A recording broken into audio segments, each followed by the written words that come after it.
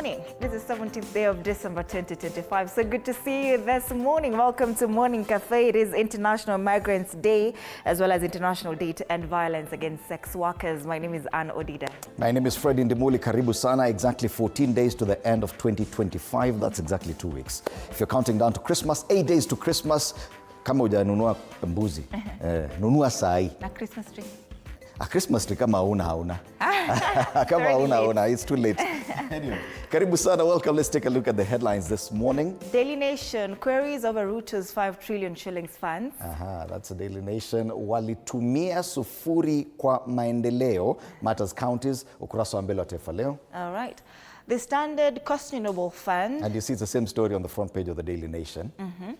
The Star, Ruto walks into split ODM in fast post-Raila tour, matters politics. All right. Now, People Daily is state starving counties of devolution funds. These are some of the headlines, big headlines on all the front pages. But today, we'll be focusing on matters education, starting at 6:30. State of Education, we'll be having Jasper Ondimo, who's an education expert, Bridget Kandie, who's the head of school and administrator at Kitengela International School, and Peter Amunga, also an expert in matters education. Starting at 6:30, as we take a look at what's happening in that sector. All right. Matters business. 2,453 individuals splashed 39 billion shillings on Safaricom bond. Kuna watu wana pesa. We'll be back to take a look at these ones later. Wewe uko nyumbani na mimi. Let's cross over now to Uganda. Daily Monitor. Private firm dangles. This is 7 trillion shillings for oil projects. The government is seeking 7 trillion shillings, that is Ugandan shillings credit line, from multinational energy firm, that is Vitol Bahrain, EC, for investment in key oil infrastructure, including acquisition of a 35% stake in the Kenya state-owned pipeline company. Sasa sisi pia we are involved. Ile walisema tutauzia, unaona Safaricom imeenda. Yes. A huge stake that the government owned, yeye inaenda to Vodafone. Alafu KPC, part of it inaenda to Uganda. Wow. Tunaendelea sawa sawa. Hatuko mbaya. Wow. Tunaendelea sawa sawa. No, honestly, we are doing badly though. You see now, this is what ideally will come back. And you can see all this connection. All this money is what is supposed to come back and fund what we see here. This questionable fund. This is how you're going to resource it, by selling state assets. Already Safaricom, na kama ulikuwa nafikiria Kenya pipeline ni joke, the Ugandans are not joking. Inaenda. It's here. Wanatafuta hiyo pesa ya kununua Kenya Labda hata Indian Ocean pia wanaweza agree. Indian Ocean kidogo. Government tightens news on illegal cash flows ahead of 2026 polls. Ugandans will be heading to the polls on 15th January. E4 to happen here, journalists. So it's exactly a month to elections in Uganda. Yes, today is the 17th, so actually a month. Yeah, very interesting. Yeah. Catholic lawyers demand release of Father Sekabira. On Monday walisema wanamhold huko for holding the government. Sijui wanasema mambo mbaya kuhusu serikali. This Catholic priest. Right. Social media boom, the shift in attention in tax debates. That's the Daily Monitor. On the New Vision, still in Uganda, General Muhoozi cracks whip on corrupt officers. 3 senior UPDF Air Force soldiers arrested. It's a big story on page 3, corruption within the military. But matters campaigns continue to be covered here and be given prominence on the front page. A sea of yellow kama kawaida. Nafikiri hata ule jamaa huwa anafanya hii design hapa huwa anaacha tu blank. Sababu give me the latest yellow picture. And a splash up. So leadership is not a game. Museveni cautions Ugandans. He was campaigning yesterday, exactly a month to election day. Meanwhile, Chagulani, Mafabi, ni kama wamedrop ule mwingine, ni kama yake imeanza. So Chagulani and Mafabi wamepewa ile kona yao hapa kawaida hapa chini. Hapa hivi, ukiwatafuta utawapata hapa. But the other stories, UK lifts travel restrictions to Queen Elizabeth Semuliki Parks and produce priest before court. MPs demand. That's another story in Uganda. Matters elections and corruption in the military. In Tanzania, why most Tanzanian startups fail early on. This is The Citizen, and a new study shows that between 60 and 70% of startups fail within 3 years of being established, with analysts attributing the trend to weak managerial capacity among entrepreneurs and persistent structural constraints. Hostile environment pia imetajwa pale as one of the main issues there. The story is on page 8 and 9 of the Business Daily inside The Citizen. Lorry drivers now blame Tunduma congestion on greedy clearing agents. There's somebody quoted here, this is the Tanzanian Drivers Association Secretary General. Anasema, I can provide names of clearing companies that behave as if they are untouchable and are thus responsible for the congestion. Without controlling how these companies operate, even building a 6 or 8 lane road will not solve the problem. Sasa hawa ni zile lori ambazo zinaleta traffic kule barabarani. At 5,000 is the number of agents allegedly collude with owners of private lorry parking yards, earning 2,000 shillings per lorry per day. Lakini ukumbuke ni 5,000 za Tanzania. Naweza tisha watu hapo ukifikiria ni pesa mingi. That's about 500 Kenyan shillings. Yeah, right? yeah. Tanzania leads Africa's push for fair climate transition is another story on page 3. Na kule juu, queries over roads as Jenista Mhagama is buried in Ruvuma. All right. The Citizen. Na leo nashema. Ni ulikula viazi moto. Mwananchi, gazeti la Mwananchi wasema rushwa kikwazo Tunduma, wasafirishaji madereva wataja tatizo lililopo, huku wachumi wakibainisha hali hiyo inavyoathiri taifa kiuchumi na kidiplomasia. Serikali yaonya, yatoa maelekezo, sababu malori haya sio ya Tanzania tu, mengine yametoka kwingine kama Kenya, Burundi, hata Malawi. Wasema wana mnukuu Profesa Benedicta Mongula hapa akisema, kwa taifa linalojipambanua kama lango la biashara kwa nchi zisizo na bandari, msongamano wa muda mrefu Tunduma unadhoofisha hadhi hiyo na kuibua mashaka kwa wafanyabiashara wa kikanda. Yes, the landlocked countries and drivers pushing these trucks to landlocked countries of Rwanda and Burundi, including Uganda, are really complaining. Habari nyingine, kilio cha barabara ya Mbinga chaibuka maziko ya Jenista. Nafikiri ni mmoja wapo tu ambaye alipoteza maisha yake kutokana na ajali za barabarani, alizikwa hapo jana. Kumbuka bado tunazungumzia masuala ya usalama barabarani. Hata hapa Kenya. Milima mabonde ya siasa Tanzania kwa mwaka 2025. Nafikiri wameanza kufanya zile hadithi za mwisho wa mwaka. A look back at the year that was. We should do something like that. Yeah. Friday. Kimya cha tawala hatima ya ACT Wazalendo kwenye SUK, na pale juu bomoaji holela wa jengo Kariakoo wazua taharuki. Masuala ya infrastructure kule Tanzania. All right, we'll be back to take a look at the local dailies. That's as far as regional dailies are concerned this morning. Tuangalia hali ya anga, and we start off in Nakuru. Kwa kina huko ni kwetu nyumbani, Nakuru. It's a bit chilly this morning at 12 degrees, partly cloudy, highs of 22 degrees. Na kuna kaa kutanyesha kiasi leo. Unajua tumekaa tukisema it will be a dry December, alafu ukilala unaamka unapata kulinyesha. Hapa Nairobi kumenyesha. Yes. So highs of 22 degrees, and this will continue for the rest of the week. Warming up next week as we head towards Christmas, but this week it will be chilly in Nakuru. 10% ni kidogo though, but let's take a look at Wajir, 25 degrees. It's a partly cloudy day this morning. It feels like 27. Highs of 36. So it's a very hot day in Wajir today. Precipitation hata hakuna, hapa 25%. Nothing to worry about, Diani. Down south at the coast, na ukijaribu kubuka SGR size huwezi pata ticket. Hakuna. Kila mtu ameenda huko. It is a bit warm, 26 degrees this morning. It is a cloudy day in Diani, highs of 29 degrees. Wanasema kutanyesha leo. Leo kutakuwa na mvua kiasi. Chances of rain, precipitation 20%, so it will definitely rain, and this high temperatures will continue for the rest of the week up to Christmas Day. Eastern part of the country, Makueni, 19 degrees this morning, feels like 24. Light rain expected today. Precipitation 40%. So in Makueni, definitely it will rain today. And this will persist into next week, this 29 degrees. All right. Areas around Mount Kenya and Murang'a a bit warm at 16 degrees this morning, highs of 27 degrees, so it's warmer than usual. This might drop kidogo too for the rest of the week, but no chance of rain in Murang'a. And finally in Nairobi, na ni kama inataka kutuchenga hapa, lakini Nairobi lazima tu tuangalie. Lazima tu tuangalie hapa. It is. So in Nairobi, 15 degrees this morning. It's a cloudy day and highs of 26 degrees in Nairobi. Precipitation 10%. Wanasema kutanyesha kidogo hii wiki yote up until next week Monday.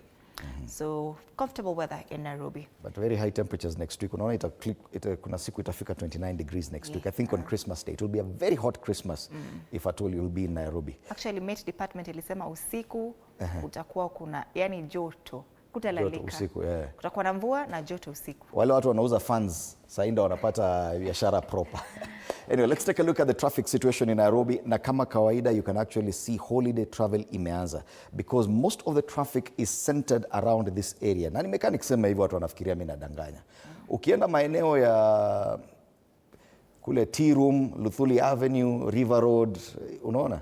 It's red, Machakos kila mahali. Mabasi ya kwenda wapi na wapi, yote yako hapa. So a lot of traffic, especially within the CBD, but on the eastern side of the CBD, as where most buses are located.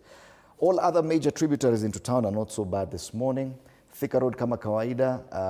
Okay, isi kama kawaida, ni kama tumeingia holiday season sababu ukiangalia pale Pangani interchange, not much traffic.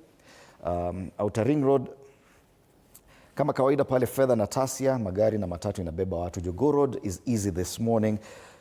Mombasa Road all the way from the airport into town is looking green. Na hii upande ingine ABC into the CBD is looking green as well. So the only traffic concentration iko pale within CBD as people travel up country for Christmas. All right, that's the traffic. 11 minutes past 6 a.m. Tuangalie the quote of the day.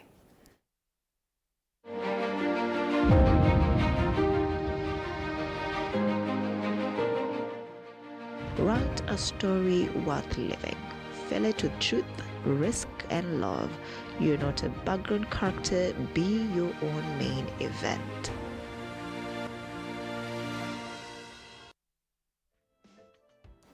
All right, let's come back and take a look at the local dailies.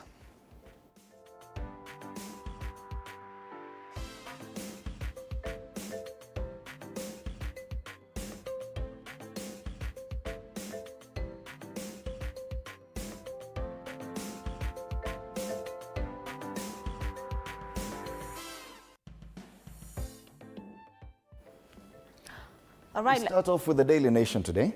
Queries over Ruto's 5 trillion shillings funds. Concern pressed in a tight corner by Kenyans who have rejected tax increases. And with limited room to borrow, President Ruto has resorted to using public money to attract private sector investments in public projects, promising to make Kenya a first world country in 30 years. But a day after the cabinet approved the establishment of 2 kitties for the 5 trillion shillings plan, questions have emerged on the formation, utilization, management, and accountability of the funds. President Ruto said, "We will close the gap between the rich and poor and lay a firm foundation for Kenya's transition to a first world economy." That's an economic takeoff. Yes, now you see some of the issues raised, including the fact that this fund, the NIF, National Infrastructure Fund, will be run under a limited company. NIF will be actually a limited company. So we put all enough government resources into that. And many people are saying, okay, fine, so tunaweka pesa kwa limited company, alafu, what happens? The other thing is this, it's quite ambitious and it's positive, infrastructure growth, first world aspirations in 30 years, but 30 years, you know what happens? And after every regime change, na ule anakuja anasema hiyo mambo yako sitaki kusikia. So why are we talking about 30 years? How sure, how certain are we that whatever is begun now will be sustained through successive regimes? Right, and that's a question that a lot of people are asking. DCI probes Jirongo death in horror crash. Scene of accident, Karai area along the Nakuru-Nairobi highway on December 13th. Everything has been covered here on the front page. CCTV footage at Presto Station near scene where Jirongo died months later. They give an account of everything that happened leading to his death here. Jirongo's car drives into Eagle Petrol Station from the Nairobi direction. He did not refuel.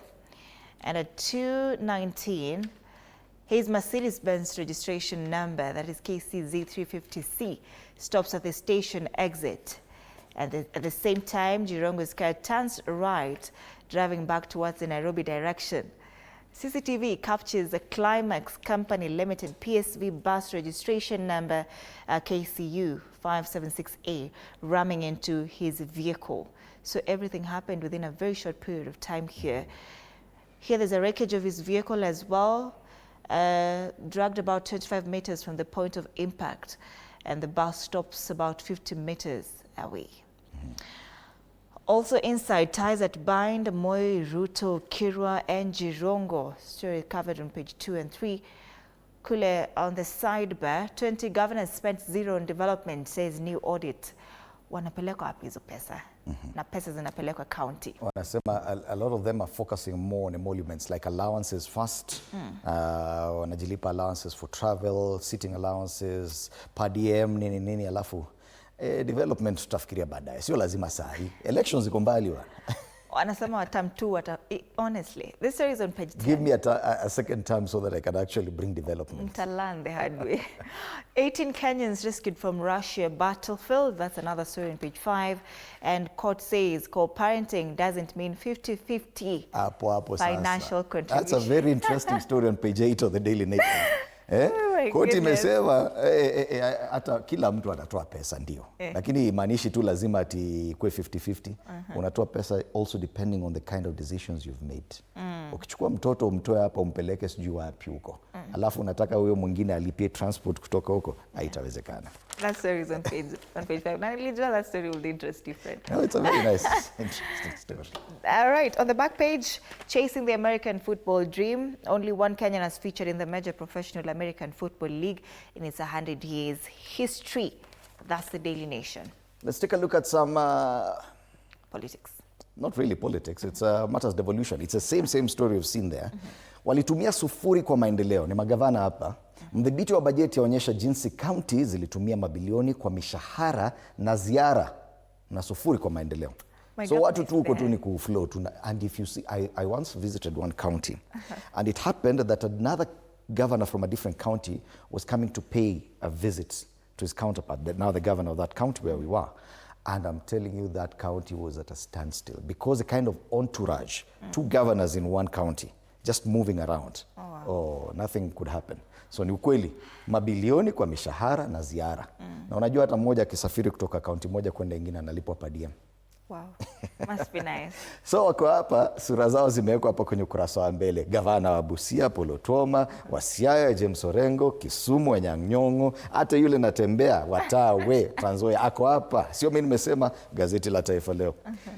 Mombasa, Sharif Nasser. Kilifi, Gideon Mung'aro. Tana River, Godana. Bomet, Barchok. Baringo, Benjamin Cheboi. Uasin Gishu, Jonathan Chebii. Fatuma Achani yule wa Kwale, na hata yule wa Bungoma, Kenneth Lusaka. Ni kaunti 20 hazikutumia hata ndururu kwa miradi ya maendeleo katika robo ya kwanza wa mwaka wa kifedha kati ya Julai na Septemba mwaka huu. Hakuna maendeleo, lakini wanazunguka kuzunguka. Hadi kwetu Kisumu yani. Umeona maendeleo? Anyang' Nyong'o. Yeah, Kisumu looks nice. Sijaona gavana wa kwetu hapa, lakini unajua hawa si 20 pengine tukiangalia kule ndani. Tutaangalia. Lakini sio mimi nimesema, gazeti la Taifa Leo jisomee. Mdhibiti wa bajeti, so controller wa budget. DCI waelezea Jirongo alivyofariki. Hiyo habari tumeiona kwenye ukurasa wa mbele wa Daily Nation. Kiwanda cha bilioni 32 kuinua uchumi kule Kwale ni kampuni ya Bamburi Cement na Sinona CBMI kutoka China kujenga kiwanda kipya kule Kwale.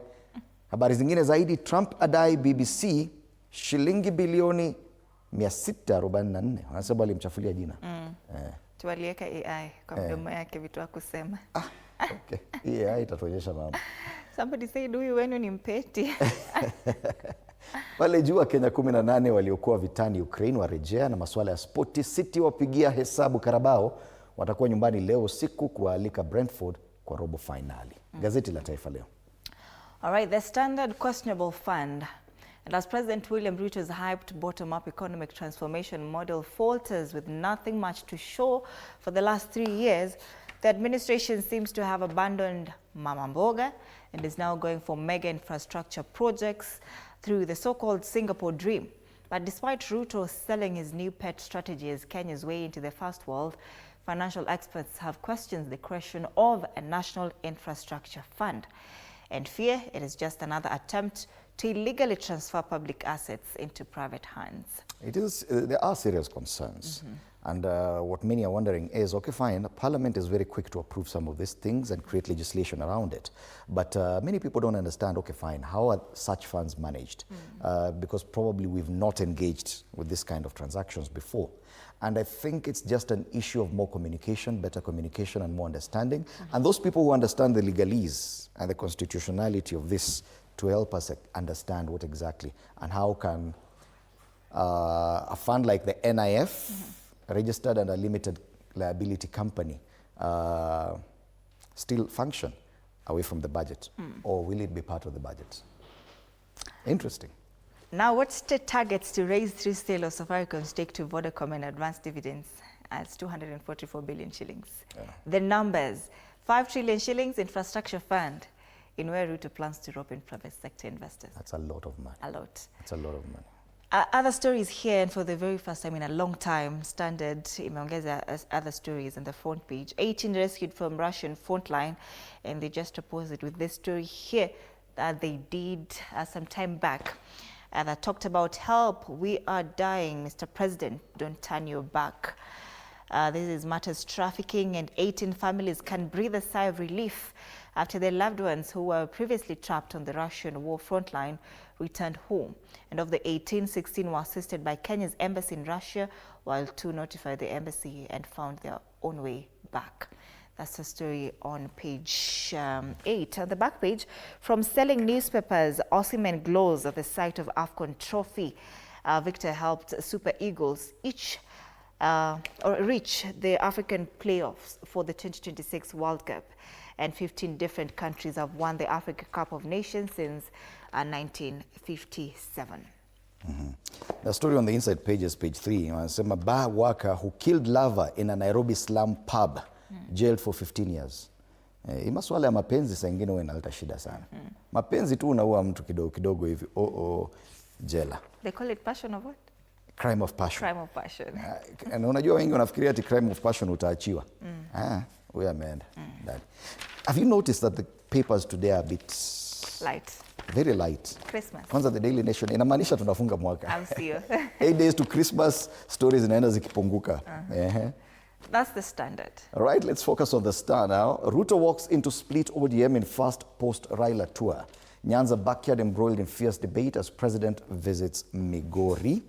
So this is a story on page 6 of this paper. Wametumia picha ya president akiwa huko Lodwa. Ile ilikuwa inaitwa nini? Ni Tobongolore. Tobongolore ama ni gani alikuwa juzi. Anyway, so page 6. Allies of former Prime Minister Raila Odinga continue to trade barbs over 2027 political deal with President William Ruto, even as the head of state prepares for his first visit to the region after Raila's burial. So the president is today expected to attend the 5th edition of the Pinyiluo Festival at Trongo University in Migori County. Yes, so the president will be in Nyanza. It's the very first trip since Raila Odinga's funeral for him to go there. They also focus on that, more details of the Jirongo car accident, and they have more images of even other vehicles. I think they're focusing on what we focused on yesterday, issues around road carnage.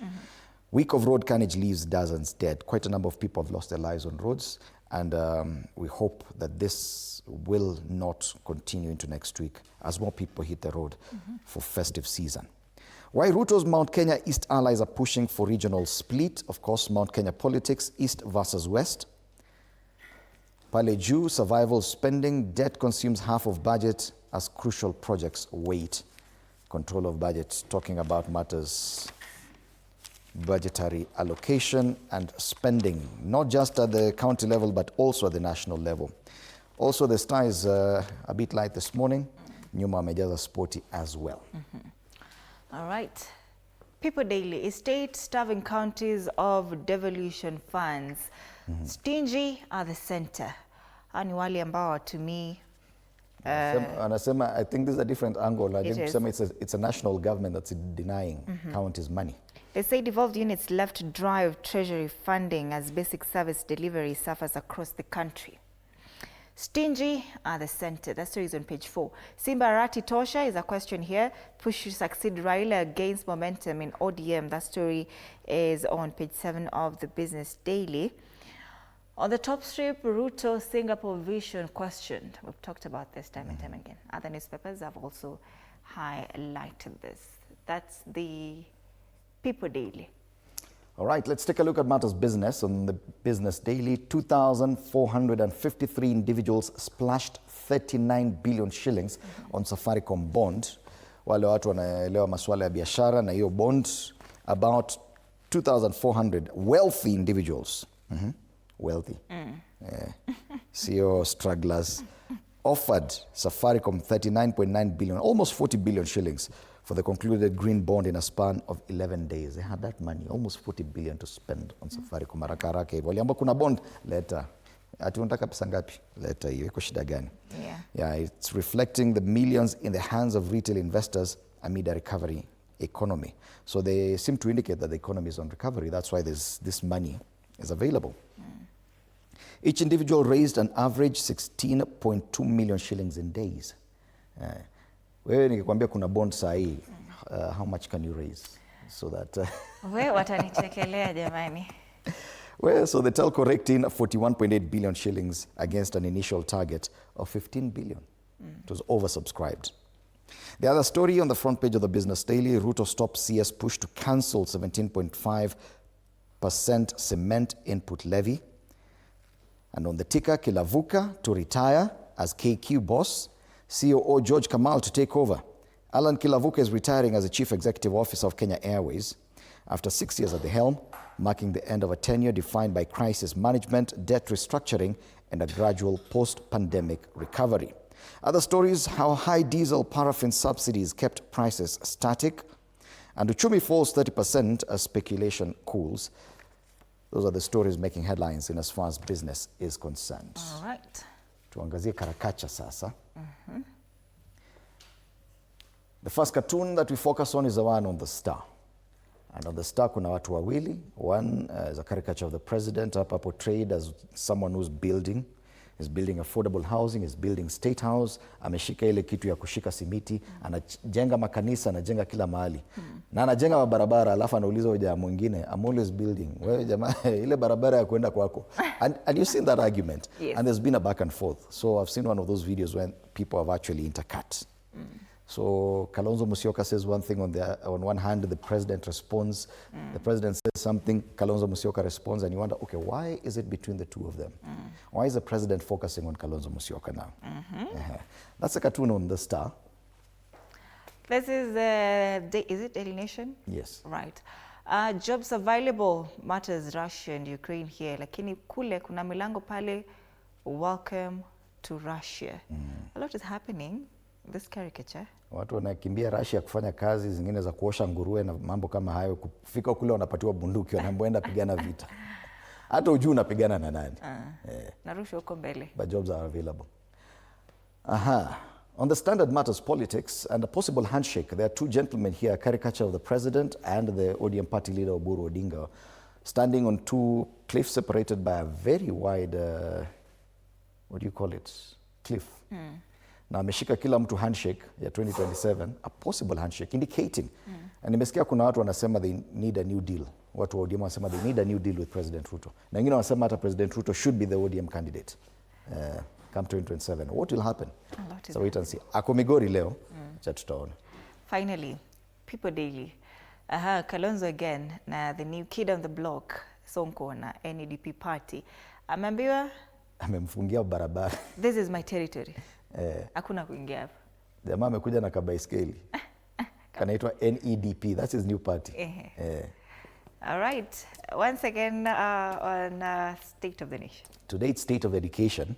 We'll be talking matters education and we'll be having in studio Jasper Ndimo, who's an expert in matters that sector. Bridget Kandia, head of school and administrator at Kitengela International School at River, and also Peter Munga, also an education expert. They will be in studio in a few minutes' time. We can already see you on our socials, and I'm trying to sample these on YouTube. Zinakaa mingi sana, lakini twende huku Facebook kwanza. We can see you, Beta Kiserian, good morning. Good morning to you, Benson Mumo, Samuel Ngugi from Kayole, good morning. And Kibao, good morning to you as well. Once again, kama kawaida, we are plugging you to Fan City Gardens Utawala. And hapo usherehekee. Have fun. They're offering a lot of things. Birthday parties, indoor games, outdoor games, Fan City mascots, restaurant, amusement park, venue for events, and much, much more. Na kama mjafanya ile end of year party, that's a place to go. Let me tell you, end of year party. Said, those companies, when you're finding end of year party, are thieves. Sasa end up in City Gardens so that you can are you sure? beat those allegations. Well, see, maybe I'm just reporting. I saw that thing yesterday online. Fan City wanafaa to hook up. Hata sisi we need an end of year party. Sisi tuko nayo. Oh, uko nayo? We have. Oh, okay. Yes, okay. check your mail. Right. So they say you can call or WhatsApp the number 0722238988. Call or WhatsApp the number 0722238988. Fun City, the place to be. Fun for the whole family. Right. Okay. Stay with us on our socials, TV47 Kenya on Facebook and on YouTube on X.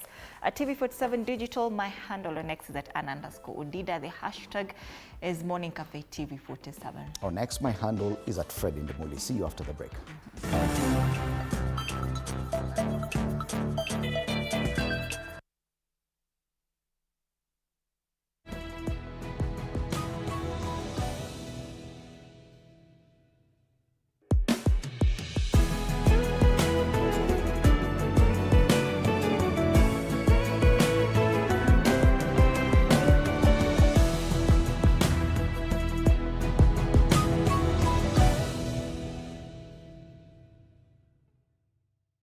No more excuses. It's time to rise, grind, and own your mornings. Join Coach Shadrach Omer every Monday to Friday from 5:30 to 6 a.m. only on TV47. Full body workouts, zero equipment, maximum results. Start strong, stay strong. TV47 Fitness with Coach Shadrach only on TV47.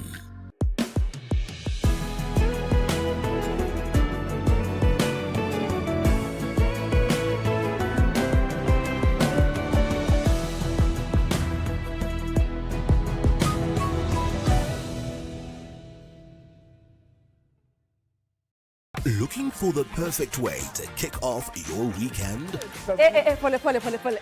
Hiyo ni salamu ya Mluya kabisa. Tune in to Friday with Betty, the most exciting show on TV. Betty, one tear gas. Betty, I don't know where this guy's going. Walikutoka. From the latest news and trends to unforgettable moments. Hiyo nao nakubali. Wewe ni simpa. Friday with Betty is your go-to show for a fabulous Friday night. Theological, meteorologist. What is that word, Willis? Tune in this and every Friday at 9 p.m. and let's make your Fridays unforgettable. Only on TV47.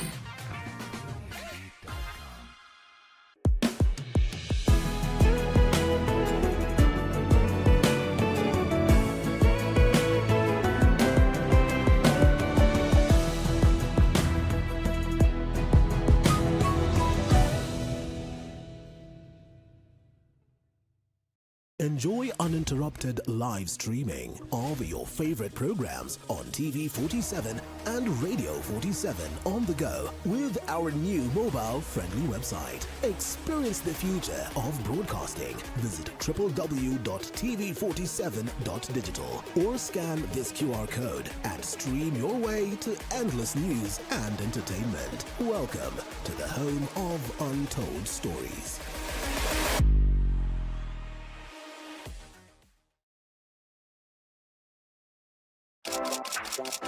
This is Kenya's #1 talk show, Dr. Frederick tonight. My name is the Eagle himself. Dr. Frederick is my name. We are flipping the script, but guess what? Or should I say, guess who is taking over tonight's show? Ani wewe furahia umekaa na kasipuni.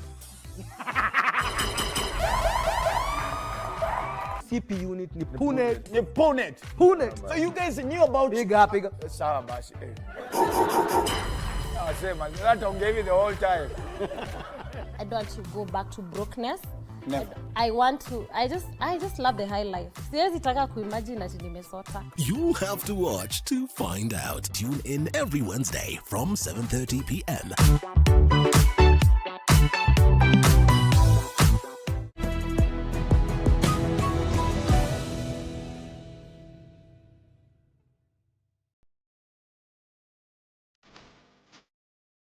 Next time you need fresh lemon juice, microwave a lemon for 7 to 10 seconds. Then roll the lemon back and forth under your palm on the counter. When you squeeze, you'll get more juice from the lemon with way less effort.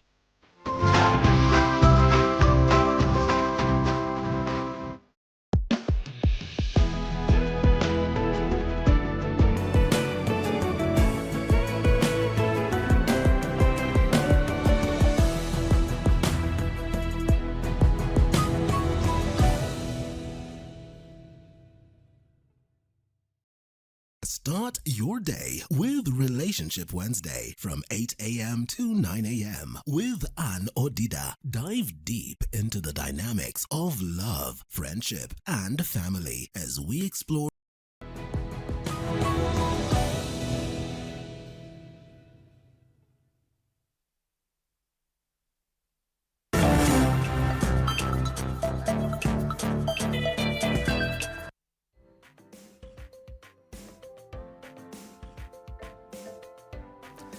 All right, welcome back. Before we delve into matters education, let's take a look at some news events. The death of former Lugari MP Cyrus Jirongo is no longer being viewed as a routine road accident or a normal road accident, despite CCTV footage, eyewitness accounts and statements from close associates. Critical gaps remain in the timeline of his final hours. Investigators, family members and political allies are now questioning inconsistencies and unexplained movements before the fatal crash along the Nakuru-Nairobi highway. This report was filed by Alvin Kethinji. Detours, unidentified companions, meetings and the final 45 seconds captured on CCTV that raise more questions than answers. Why did Jirongo's movements contradict his known plans?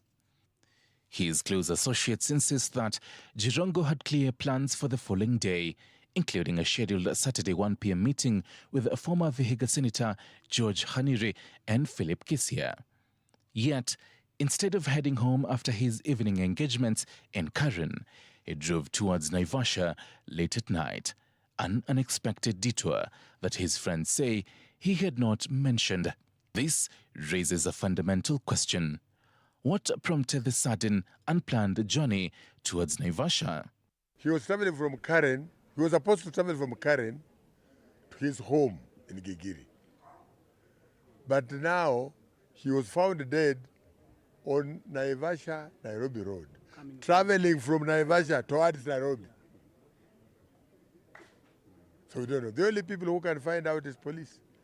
If they can check on the cameras, they should be able to tell, because there are cameras. They should be able to tell how this car traveled all the way to that side and back.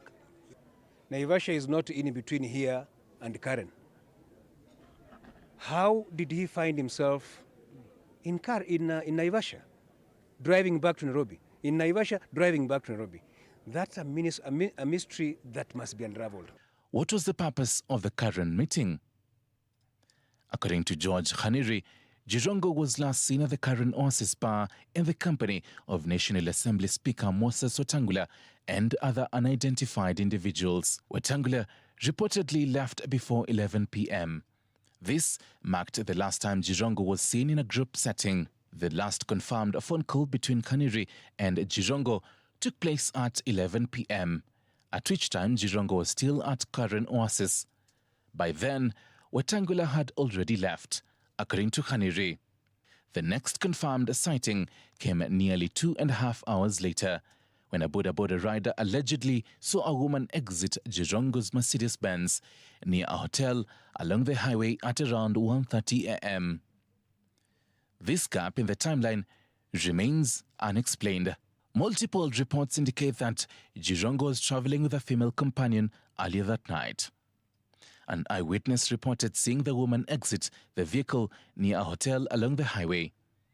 Her identity remains unknown, as do the reasons for her travel with Jirongo, where they had come from and why she exited the vehicle at that time. It is also unclear whether investigators have traced or interviewed her, or whether she was a friend, colleague, a stranger, or someone else entirely. CCTV footage reviewed by the Directorate of Criminal Investigations shows Jirongo driving into a petrol station at 2:18 a.m. from the Nairobi direction. He did not stop to refuel instead. He paused briefly at the exit before making a right turn back towards Nairobi at 2:19 a.m. Just 6 seconds later, a bus rammed into his vehicle. Jirongo was seen driving towards Naivasha before abruptly turning back towards Nairobi. The reason for this change in direction remains unclear, with possibilities including disorientation, following directions, meeting someone, responding to a phone call, or being followed. Aliingia kwa polepole kidogo na alipofika karibu kwa mafuta akachomoka tena kidogo. Kwa hivyo jinsi alivyokuwa anaingia si wa kawaida, ilikuwa ni tofauti kabisa. The bus driver initially claimed that Jirongo was overtaking and avoiding traffic at the time of the collision.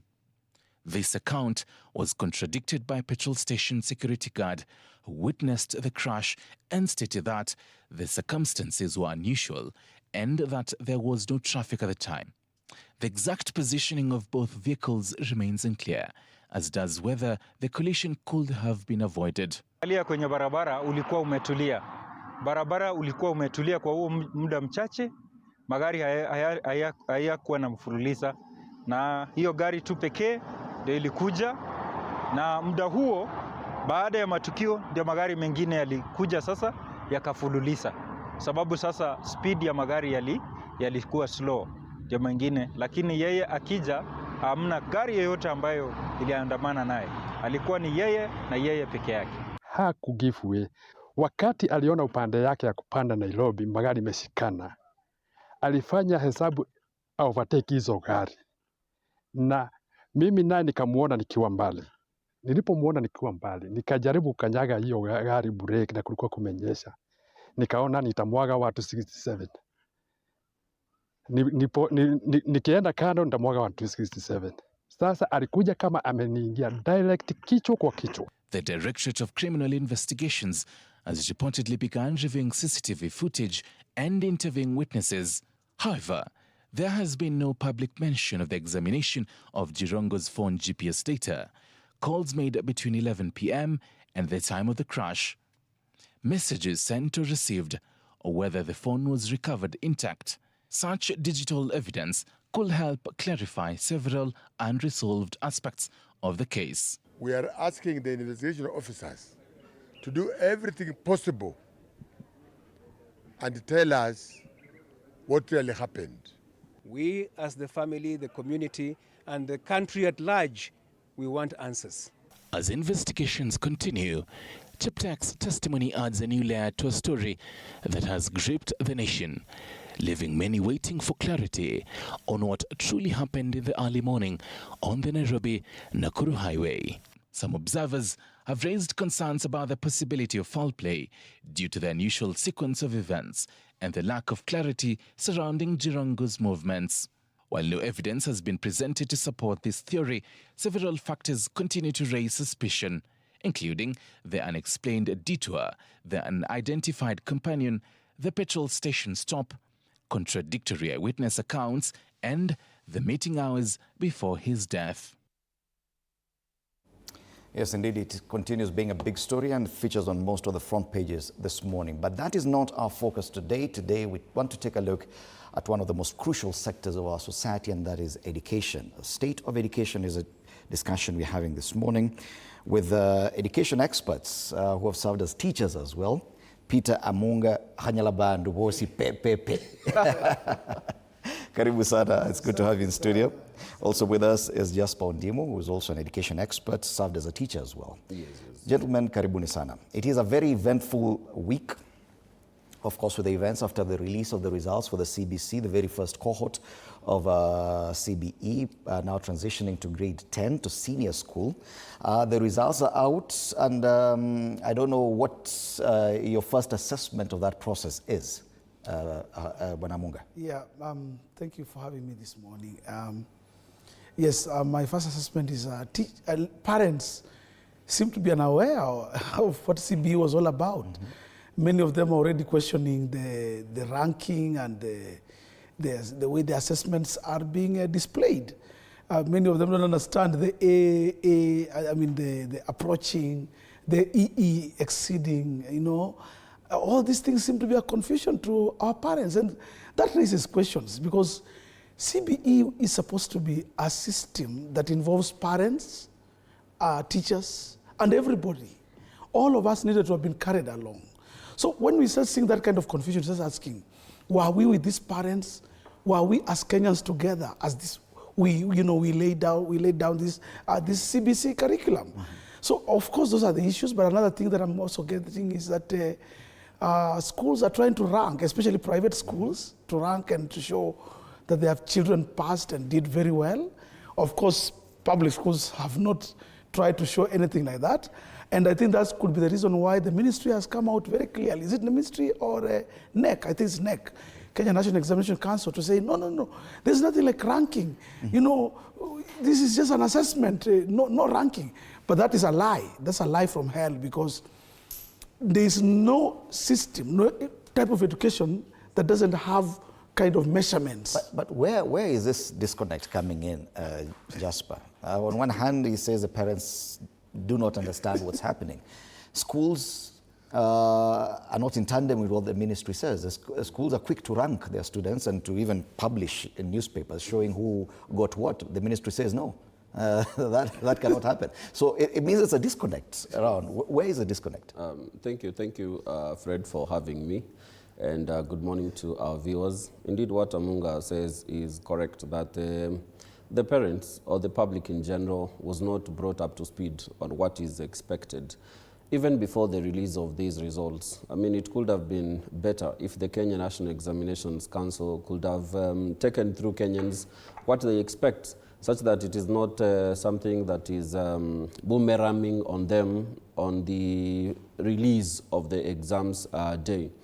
For me, my take, as far as the release of the exams is concerned, is we seem not to have made much progress in terms of the data. It is expected, Mr. Amunga is a teacher, it's expected that after the results, then you can be able to read at those particular figures and take action. We've seen in the past with KCP, KCSE, on the day of the release of the exams, there is much fanfare, and then it just disappears like that. That data does not translate to the counties, to the sub-counties, to see where did they not get it right. Have we achieved whatever that we wanted from this competency-based curriculum? What can be done in regard to the schools that have not performed very well?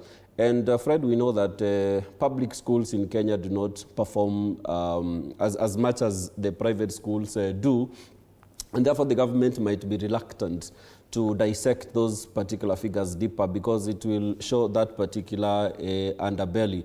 And therefore, that's what I'm saying. I expected that, considering we have a shift from 844 to CBC, can we now also do changes as far as our approach to result is concerned? Which action can be taken? Because there are some subjects which were mentioned to have performed poorly. So what can be done in regard to those particular subjects from the ministry level? Yes. Even before it is at the teacher's level. But listening to both of you, you seem to be siding with the schools, yet it is the schools that appear reluctant to move with the times. This was supposed to be an assessment, not an exam. Schools are quick to just treat it as the exams of 844, KCSE or KCPE and rank students and say we performed very well. Don't you think that that is part of the problem, Amunga? Yeah. That this should have been an assessment where just to gauge the ability of a learner as they transition to senior school? Yes, it's just semantics. The word assessment and exam and measurement and tests and cuts. If we went through school, we all went through school. These are just the same thing. When you talk about an assessment, it's actually an exam.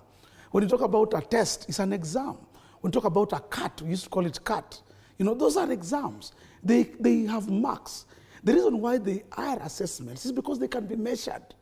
Anything that can be measured has numbers, has digits, So we cannot really claim that because this is an assessment, so we cannot really rank. It still doesn't make sense. Because how do you select those ones who are going to go to the top, the STEM paths, the pathways that we're talking about, the schools that we have been hearing called the national schools? Right now we're talking about children all of them have selected particular schools. Actually, there were over 5,000 schools that were not even selected at all with students. So why did they select some schools and leave out others? And why will some schools pick, for example? Why will Alliance Girls or Alliance Boys pick children different from the ones that Huisero will pick? It's because there is something called assessment. Assessment goes with measurement. So we can't run away. As teachers, we can't run away from measuring and evaluating our learners. In the process of evaluating them, or what we are calling now assessment, then we have to do some kind of ranking. There is no way I can give you EE, exceeding expectation. When I say you are exceeding expectation and another one is approaching, I've already ranked you. So that ranking is there. But I know why the government is very sensitive about it. The reason why we came up with CBE mostly, they say it was to avoid the bottleneck competition between schools. They felt that some schools are now even using a lot of money. They are even, paying for their children to be ranked higher. So the system wanted to cut down on this, Has it succeeded? No, it hasn't, and it will never do it, because at the end of the day, even today, many parents I'm talking to are now already saying, if I have to take my child to learn CBE, I'll look for a good school that has got the pathways. And most of them are now already talking about the private schools in this country that are able to have the equipment. Quality education is three things: quality tools, quality environment, quality teachers. Now, the top private schools in this country seem to be having these things already. They are prepared. We, in public schools, most of us, actually, even as teachers in high schools, we have not been trained. Retooling started the other day. So, parents are not foolish. People normally say, Kenya si wajinga. Okay, but the ministry says that they are going to use a different kind of formula. As currently they are embarking on the school placement, which will end, I think, at the end of this week. And they say that, okay, fine, they've put into context all these challenges you're talking about, the disparity between private and public schools, the disparity between urban areas and rural areas, and they say it is not obvious. The way 844, you get an A and you know you're going to a certain school, that this time around it's going to be different. Are you confident in this new system that it's going to be equitable? Yes. Thank you, Fred. First, I'd like to disagree with Mr. Munga as far as ranking is concerned. We understand the consequences that ranking had on the children, even on the school proprietors. He has mentioned that some schools are going to an extent of soliciting money from the parents to help, quote unquote, to help the learners. And it became like a competition. It was a business, and this was really affecting the education sector. So I think what the Minister of Education is doing is absolutely correct. I have been a teacher of the international systems, IGCSE and International Baccalaureate Diploma Program. You never hear the media focus on IGCSE results. They have been announced. You just get your school results, you get your individual results, and then you move to the next level. So I support to that extent, because now we shall also be giving the learners and the schools some peace of mind. I support the Ministry of Education as far as they're saying that they will focus more on the interests of the learners. We wait to see. They said they are going to use AI in placing learners. So far, so good. There seems to be no transparency on what is happening. We shall wait for the final products.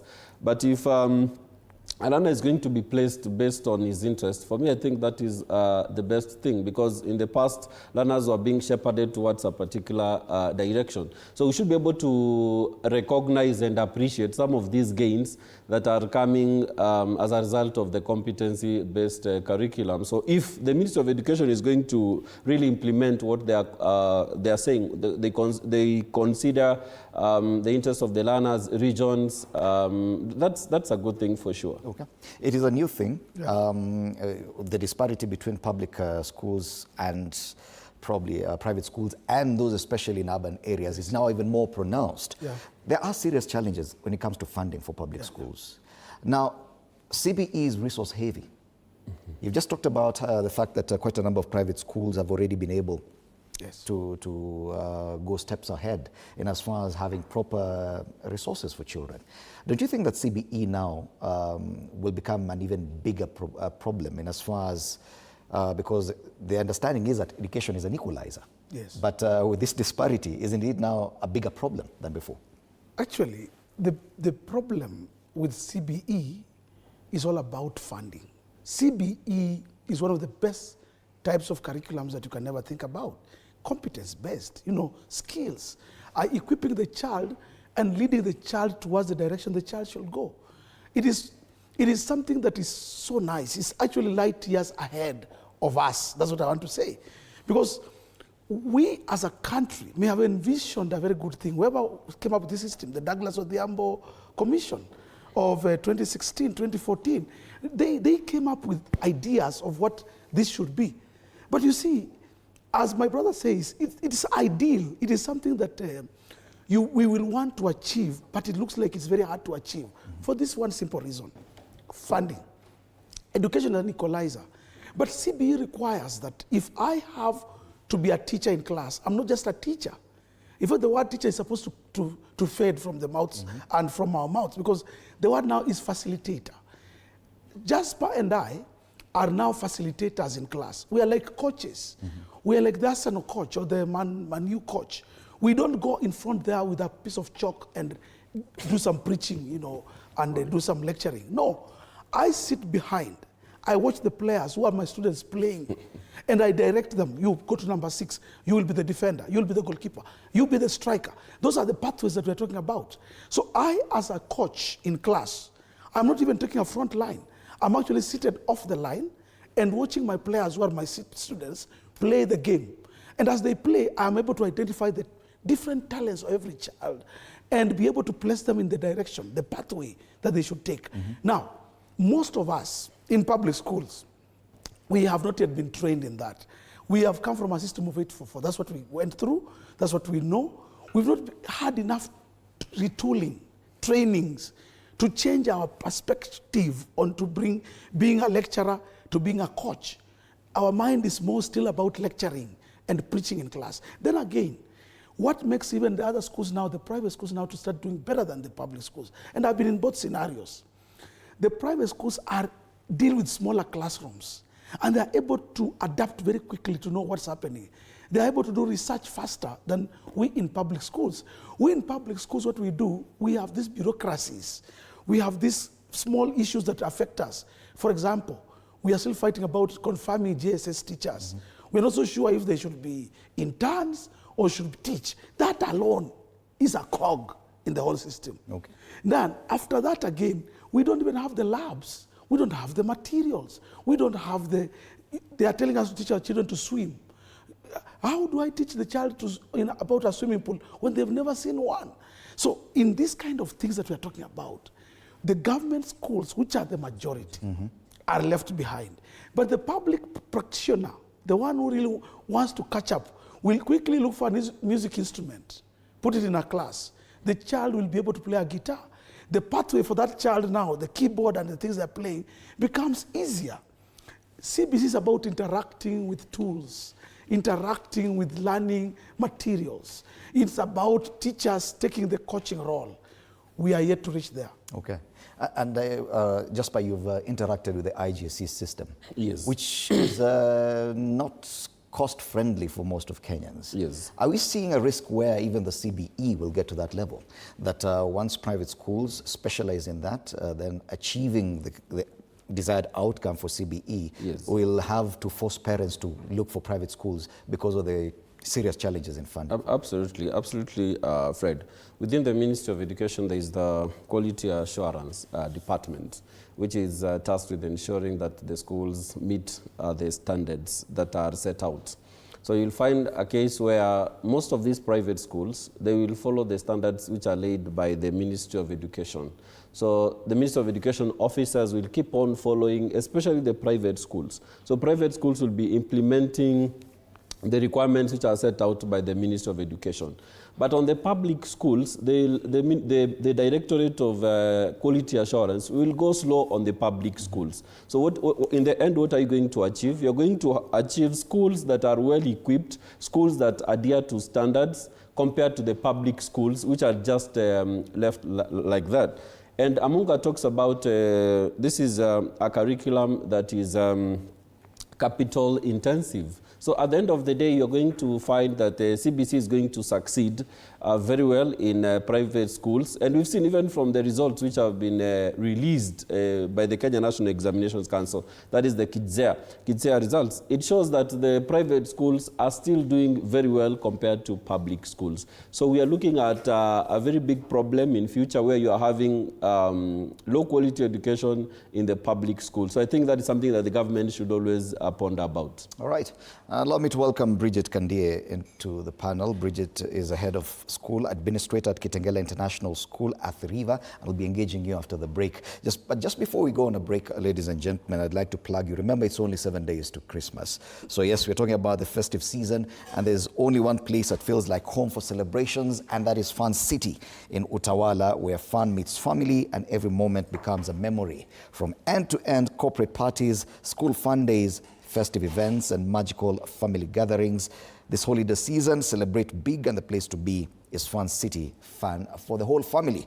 Just simply call or WhatsApp 0722 238 988. Call or WhatsApp 0722 238 988 and enjoy your festivities. Let's take a break. We'll be back to continue with this discussion.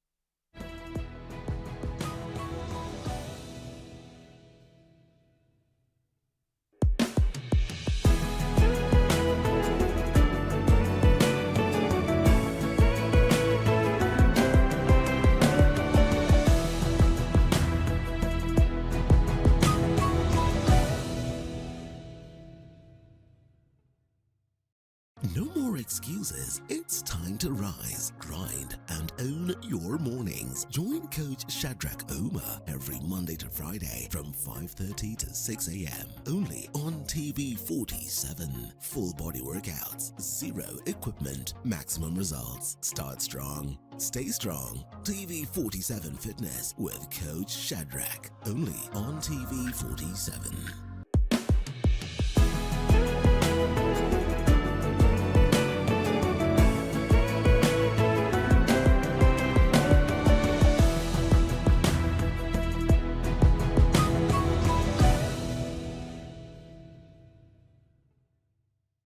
Looking for the perfect way to kick off your weekend? Pole. Hiyo ni salamu ya Mluya kabisa. Tune in to Friday with Betty, the most exciting show on TV. Betty, one tear gas. Betty, I don't know where this guy's going. From the latest news and trends to unforgettable moments. Ila mimi simpa. Hiyo naona nakubali. Wewe ni simpa. Friday with Betty is your go-to show for a fabulous Friday night. Theological, meteorologist. What is that word, Willis? Tune in this and every Friday at 9 p.m. and let's make your Fridays unforgettable. Only on TV 47.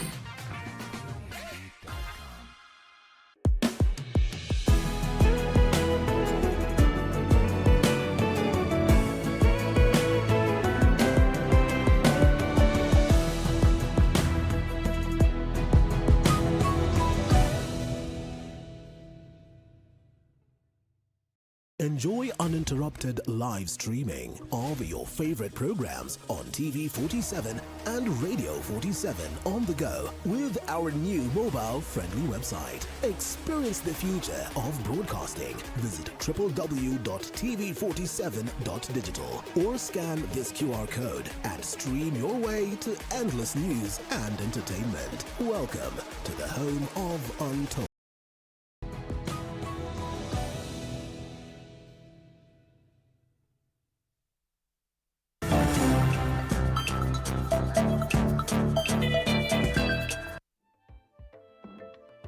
Right, welcome back. You're watching Morning Cafe on TV 47 with me, Fred Indemuli. We continue looking at the state of education today. Just before the break, I welcomed Bridget Kandie, who's the head of school administrator at Kitengela International School at Thiriva. Karibu sana, Bridget.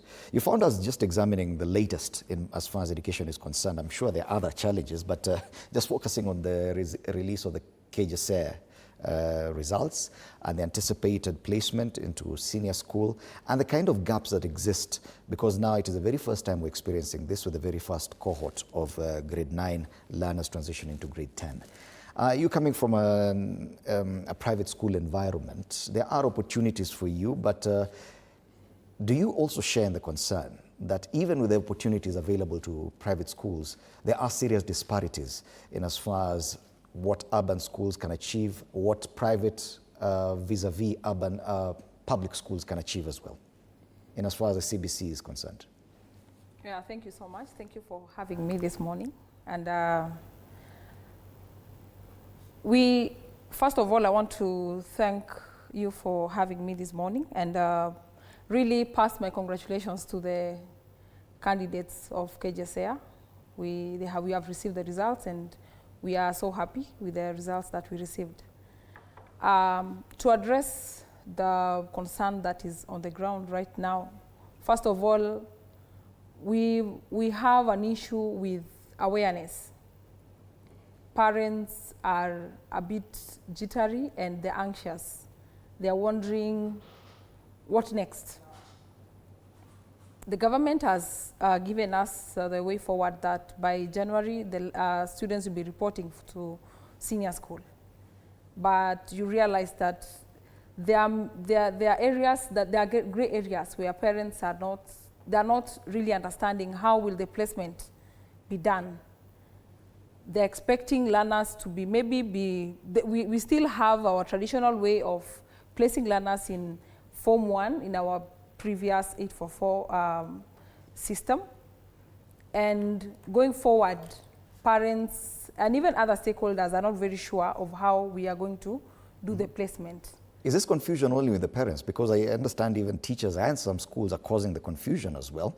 The ministry had to clarify and even tell off schools that are already ranking and publishing how their students are performing, meaning that even the ministry does not agree with some of the actions the schools are taking. Don't you think that even teachers and schools are causing confusion? True, Because I've also talked about stakeholders. That means those are teachers, parents, and even the learners themselves. There's still some confusion. And you even realize that the performance levels were misunderstood, where we had exceeding expectation, the EE, being confused to the previous E in 844, where E was a failure or a fail. So there's still a lot of gaps here and there, and I really wish to call upon the ministry, the teachers, the schools to be able to understand this so that they can raise awareness with the parents and the learners as well, so that we can end this anxiety and confusion amongst our learners especially, because it really does disturb them and it affects the emotional well-being. We really need to ensure that they are ready, even emotionally. Okay. Moving forward with the kind of discussions happening, even at the political level, aspirations of becoming Singapore, first world. Of course, education is key in that it cannot just be about funding and infrastructure. It has to be also about the level of understanding of the society. CBE probably is the best placed for that, but there are serious gaps as well. Do you believe that education experts are part of this conversation of moving us from whatever state as we are to the next level? That is what is needed. That's what should happen. Actually, we have put it very clearly many times that government, as it works ahead to plan and to have foresight on education, they need the education experts. But instead, we have had the government dealing more with the political side. And actually, we have once, in many times, talked about how education experts in this country have been relegated. We saw Professor Airo of DStv University heading a very serious commission one time to review the CBE, that time called the CBC curriculum that we're having today. And a meeting was convened at the KICD. And in that meeting, the minister at the time for education was Amina Mohammed. And Ms. Amina Mohammed listened to us as experts, and we told her the gaps and the things that were needed to be done. And what Amina Mohammed did, she immediately called a press conference at the steps of KICD and declared we have to postpone the implementation of CBC by 1 or 2 years to just allow ourselves to get the grasp and get the gaps filled. So when she made that announcement, the political wing came in very strongly. Actually, she was removed from the ministry the next day in the morning. By the next day, she was no longer Minister for Education. Airo and the rest of us were sidelined from everything. Politicians now took over. When you hear things like Presidential Working Party, giving us directions on what we should do, yes, you may see educationists there. But most of the time, when you hear the word Presidential Working Party, they are working with some terms. They've been given the conditions to work with. So they are no longer really independent. We can't call it like the McKay report. We can't call it like the Douglas Odhiambo report, an expert. No, we are now talking about the presidential working. That is a force being funded and given direction, and it's a puppet directions. So they are not really on their own. So this is what I want to say. The day this country will decide to go to Singapore, or the Singapore way, they will allow people to keep to their lanes. It's like football, I like using football. If you are a coach, be a coach. If you are a player, be a player. If you are a manager, be a manager. We cannot allow every Tom, Dick, and Harry coming to our system, education system, to spoil for us. We are telling lawyers, keep away from the education system. Allow us to do it. We are telling these politicians, MCAs, tusimutuache, tufanye kazi yetu. Sisi ndio walimu tumetrain kwa hii vitu. Why are MCAs so frontline in issues to do with education? Why are politicians feeling so much educated than all of us in the education sector? We were trained to do education. Allow us to run education. The biggest problem is funding. And if we were to bridge the gap that we've discussed, because this is across board, university education, secondary education, everything is about money. Yet education is still the biggest spend in our budget, over 700 billion shillings. What would you propose? It's already the biggest spend. We have very huge shortfalls. That is the state of our education. How else can you bridge that gap? Thank you, Fred. That's a very good question. We understand that in Kenya, the money that is allocated to the various ministries or to various institutions, most of it is embezzled by those at the top. So I think we need to send a message as a country, starting with the president, that the people who are found to have engaged in embezzling of funds should be dealt with.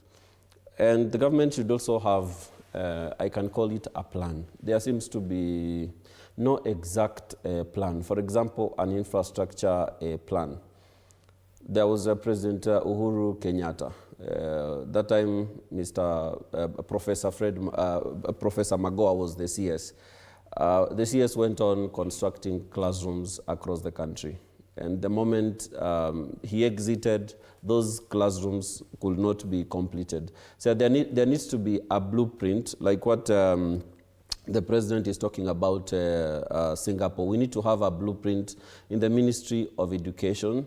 Let us also take stock of what we have. For example, today, if you ask about the secondary schools that we have, is there a plan? Because you'll find in some areas where you have like 3 secondary schools within the same radius. That is not a prudent use of resources. So can we do an audit of the systems that we have right now, and then do a projection, come up with a blueprint, maybe in the next 10 years or 20 years.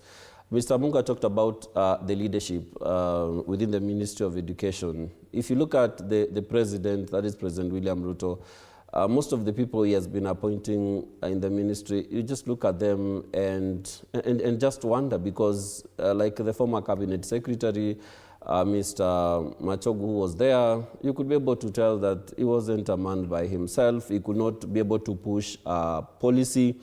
The current cabinet secretary is doing quite a lot. You can see that he's trying, But then it could have been much better if you had an educationist at that particular docket who is able to understand. Because the current cabinet secretary, yes, he's really trying. You can see he's engaging the stakeholders, but it could have been better if you put someone there who understands would that resolve Education 101. Would having an education expert resolve the funding crisis? Because it's issue about disbursement of capitation money to schools and things like that, employment of teachers. Do you really need a teacher or an education expert at the helm of the ministry you do for not, those things to happen? Thank you, Fred. You do not really need a teacher per se as far as the money issues are concerned, because nowadays most funds are allocated from quote-unquote State House. So it's more of a political issue. That is why Mr. Munga is saying we need to depoliticize the education sector so that it doesn't depend on the whims of the person who is occupying the house on the hill. That the experts need to be brought on board. This country has one of the finest education experts, be it in finance, be it in curriculum, be it in planning. They're always there, but they are not consulted, they're not given a front seat. Even the issue of test and measurement, when the Kenya National Examinations Council was releasing the results, we ought to have seen the professors of test and measurements interpreting that particular data for the Kenyans, telling us what is the projection, but it is not there. So there is a way that these experts within the education sector have not been given priority. What has been given priority is politics. All right. Back in a few years back, there were school inspectors, people specifically to check on matters quality and quality assurance and as far as the delivery of education is concerned across boards. That appears to be a serious gap. Do you think that that could assist in any way to bridge the gap between this disparity between private schools and public schools, even given the kind of challenges we have, especially about resources? Thank you so much for that question. Supervision is the backbone of any kind of business that goes on. And education is one of the business that we have in this country. And supervision in public schools is lacking. And if it is there, it is not done as it ought to be done. And majorly because of what we talked about, that is funding, you find that we have the QASO officials or the people working in the QASO offices in our sub-county offices and the county offices. But you find that they will not be going to schools as they used to go before. You will hear, in fact, I've had stories of in 90s where we used to have supervisors and would just come to school at any given time and find teachers maybe not in class, and they would ask, why are they not in class? When we don't have supervision from the quality and standards assurance officers, then we get to not be able to follow up what is going on. And that is why you realize some schools, you find that there's, children go to school and maybe they're not taught some lessons during the day. But of course, we have the heads of schools who are the head teachers who are supposed to do that job, and they're supposed to be assisted by those supervisors. But in private schools, you'll find that we have established quality and assurance officers that are working daily in ensuring that learning is taking place, and not just learning, but quality learning. Okay, and I can hear all your responses are coming back to the issue of funding. Yes, yeah, on that particular note, as I said initially, you find that the Directorate of Quality Assurance, the ones you refer to as inspectors, most of them, they'll go hard on private schools. So the private schools will try to adhere to every rule that is, that is written. And then you also find that sometimes the supervision is... Why do they go hard on private schools? Because now private schools, they are an easy target. And also, if you go there, they have not implemented. Sometimes they can walk out with a brown envelope. Yes. And therefore, it makes it attractive for the quality assurance department. And then you also find that, for example, if you go to a school and you find the number of washrooms is not commensurate to the number of students, mostly there's nothing that can be done. You know, it's the government, they are waiting for funds, the government is delivering the funds late, so nothing can really be done. It's just an observation that can be documented, and then they're just going to leave. But for private schools, you'll be told if you do not increase the number of washrooms, your school is going to be closed, or you know, to get that particular license. Yeah. And apart from that, actually, I don't know if all of us are aware that actually the QASO, we call it QASO, the Quality Assurance Department at the Ministry of Education, actually has been done away with. It's not been receiving funds. It is actually not operating. What we are seeing, like my brother Jasper is talking about, the people come to schools, are ministry officials from sub-county or county level. And actually, as he puts it, they come in more of just, you know, to ensure, okay, does the school have the license to operate? In the process, of course, they may notice a few things and get a few funds. The inspector of schools that we used to hear about when we were in school, when I was at Kakamega High School and we'll run through the fence when the inspectors come, when you have not done your schemes of work, you actually literally jump off the fence so that you are not found, are no longer there. Those guys used to come and teachers scramble to get their things in order, are not there. Why? Funding. That word funding is everything. Okay. What is happening in this country is this. And that is why we have too many guys trying to be in the education sector. What you said, over 701 billion from our budget goes to education. Also people like World Bank, they also send a lot of money to education in this sector, in this country. So what's happened is that people become interested because of the money.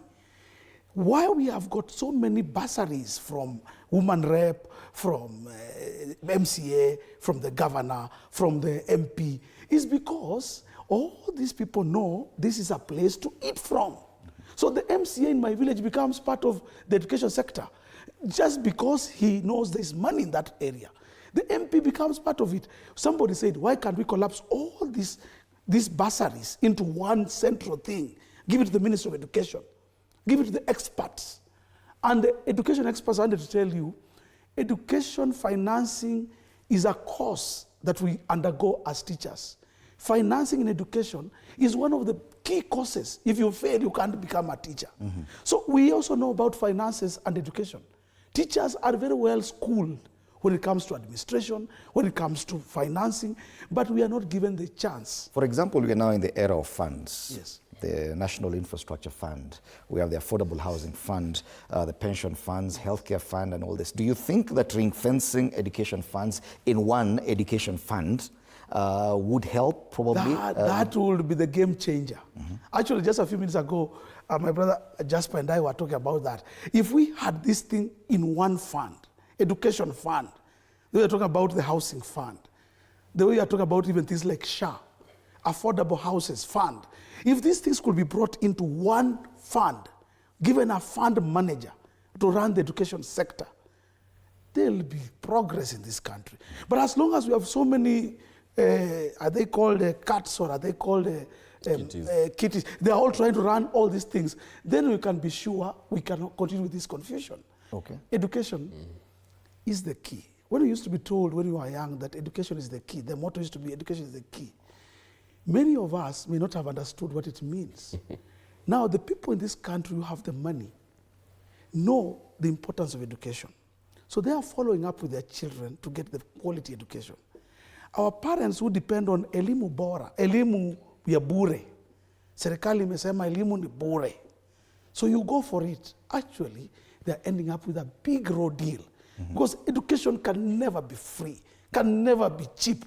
Education is expensive. And we're just trying to examine the possible funding models that could remove us from this quagmire we are in.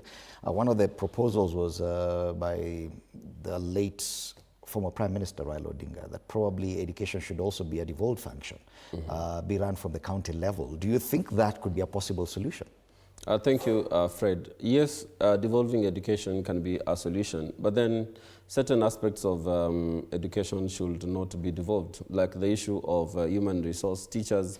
That should still remain with the national government, because we've seen from how the health sector, how the nurses and the doctors are suffering in different counties. So we wouldn't wish that to happen to teachers. So the human resource aspects can still be remain at the national level. And then we can have other issues like infrastructure. The county government can construct classrooms within the counties. As of now, they are only allowed by the law to deal with the basic education. So issues of infrastructure can still go within the counties. We have issues of quality assurance that can still go to the county. So that was a good idea from the former Prime Minister. Mm-hmm. Yeah. Do you agree that there are other methods probably that would help us ring-fence funding around education that probably we're not looking at now? That the same old model that we've used under 844 and all this may not necessarily work under this new resource-heavy system. It calls for creativity, definitely. Yes, it calls for creativity and sustainable ways of getting resources. And in the CBE curriculum, teachers and the stakeholders in the education sector are expected to be creative and get resources from the environment.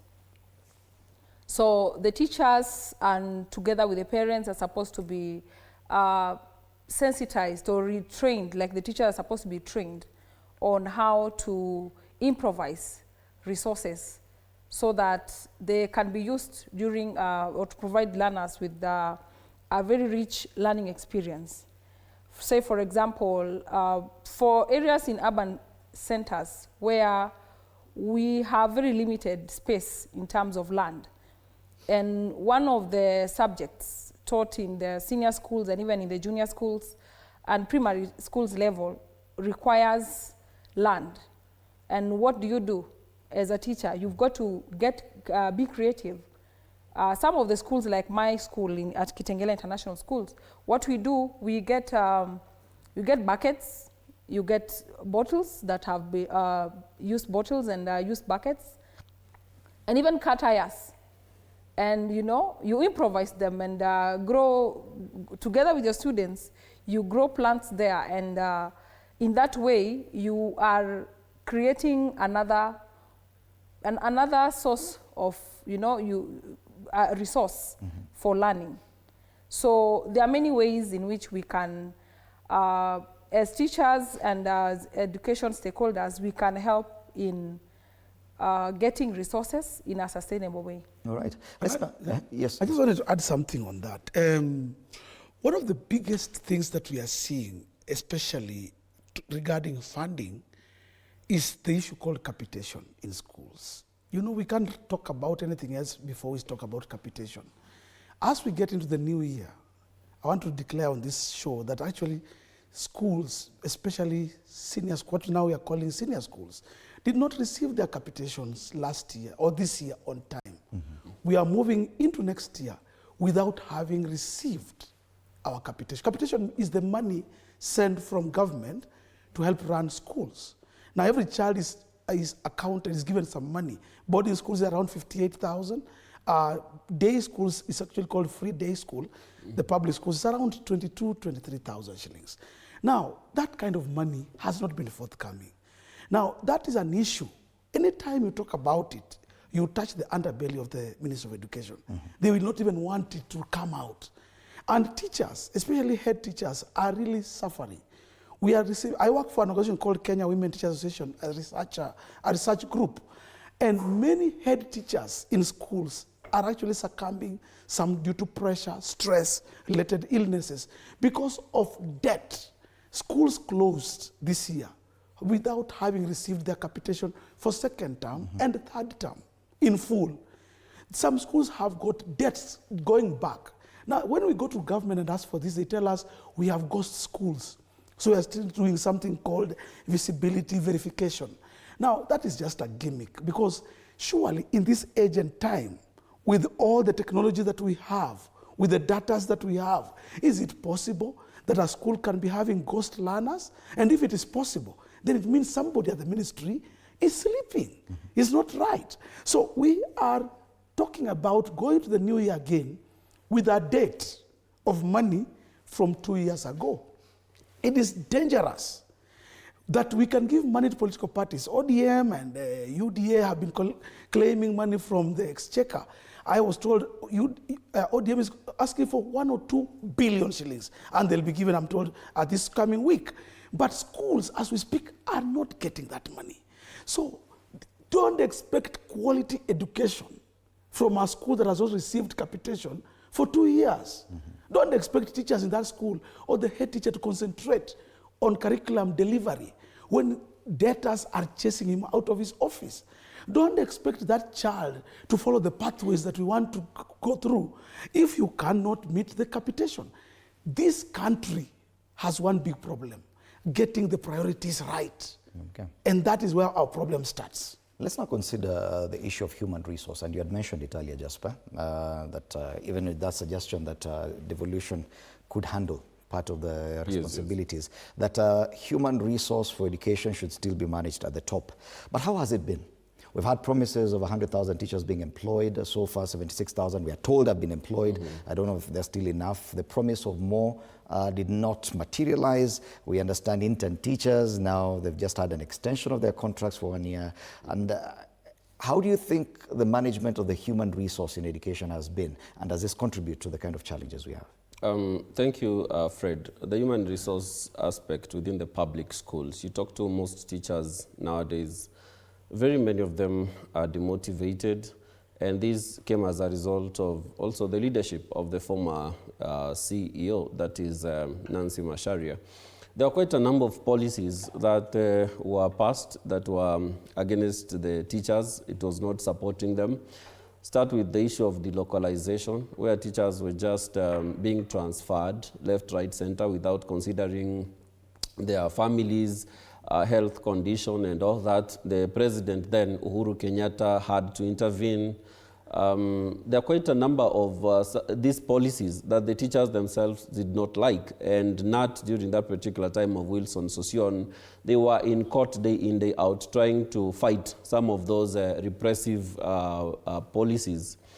And then the issue of remuneration. Yes, in Kenya, considerably over a period of time, the salary of teachers has been increasing. But if you ask most of them right now, they are still demotivated, because the moment you're employed as a teacher, then you go to the nearest bank, you take a loan of 2 million or 3 million. Then from there, after deductions, you find you have nothing in your pocket. So to that extent, the teachers are not remunerated very well. We have these JSS teachers who are employed. There are those who have not been confirmed. And most of them are demotivated. They go to class. They do not have the psych to teach. And you find that some of them were given, especially in junior school, some of them were given subjects that they did not study for at the university level. You find a teacher like me, I teach Kiswahili and history. I'm given chemistry to teach or mathematics to teach. I cannot be at my best. So to that particular extent then, the teachers are demotivated because they have not also been confirmed by the government, which has promised them to confirm them next year. So this particular perspective of employing teachers as interns for 2 years is a demotivation to these particular teachers, because with internship it means you can also not you cannot do quite a number of things. And then the attitude of various sections within government, be it the Kenya National Examinations Council. Yesterday, there was a report from various marking centers that the teachers have not been paid what is known as the out-of-pocket. Yes. It's like about 3,000 shillings or 4,000 shillings. The council had not paid them. The teachers had to come to the media, to speak to the media, for the Kenya National Examinations Council to react to that. You look at even the payment rates for these particular papers. I remember when I was marking history paper 1, we were being paid 50 shillings per paper. I contrast that, for example, with the IGCSE or the IBDP, where they pay 1,000 shillings per paper and you're marking from your home. So you can see that the welfare of the teachers is not taken care of. Previously, teachers used to mark exams in some well-conditioned hotels. But today, the teachers are marking exams from the dormitories of learners. And some of these dormitories are not of the best condition. So if teachers are going to be treated like this, they are within the bus stations right now, they do not have fare going home. Last year, I remember some of them, some of my friends went marking had to call me, tafadhali nisaidie na fare, kwa sababu neka haija tulipa. Once the public sees that this is how the teachers are suffering, then in a way we are also demeaning the teaching profession. There are those who argue that that kind of situation, the way teachers are treated, and the numbers that are already there, trained but without a job, means that the pool of resources, especially for private schools, is too big. That now even private schools are also taking advantage of these teachers because they are available and they have no jobs. Do you agree that even the private schools are not offering us a solution to the teachers as well? Yes, as you just have said, the pool for trained teachers is so big and the numbers cannot be consumed entirely by the private schools. And some private schools are really exploiting those teachers. You'll find that in some schools, especially in the villages, a teacher is paid maybe 10,000 shillings or even 5,000 shillings. And maybe even that 5,000 shillings is not even paid. In a private school? Yes. You find that a teacher tells you, we haven't been paid for the last 3 months. And when schools closes, for example, like now, by end of October, the schools stop paying those teachers. And in November, December, there's no pay. Oh, when the schools are out, there's no pay? Yes, when schools are closed, there's no pay. When schools open is when now you might be paid in some schools. But of course, in some established private schools where the proprietors understand the need for, remunerating well their teachers, they do pay the teachers and they pay them from January to December, the whole year. And even some of them do pay their teachers bonuses. And you find that those teachers are well motivated and they really long to go back to school and teach. And remuneration is something very important that all stakeholders in the Ministry of Education together with the private sector should look into it to ensure that every teacher is remunerated, consummating to the work that they are doing. Okay. Yeah. Fred, you look at a country like Botswana, what they do with private schools is that the private schools are required to send money to the national government. That is an equivalent of the Teacher Service Commission in Botswana.